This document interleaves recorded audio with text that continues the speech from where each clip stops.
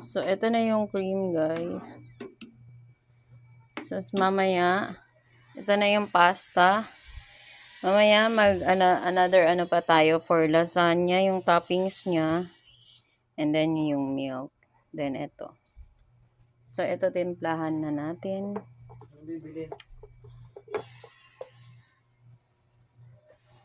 Nilalagyan ba ng yan? Parsley na lang, no? Wala mang parsley. Ayan.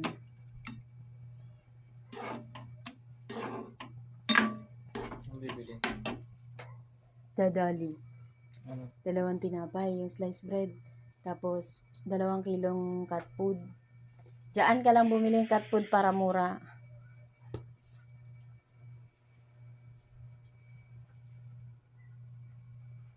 Tapos, pag nakadaan ka ng yun sa paborito mong binibili, yung yung pipino ha.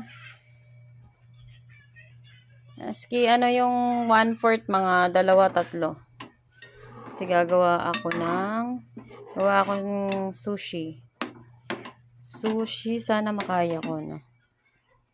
Ayan, waiting natin yung timpla, and then gagawa uli ako for baking. Okay?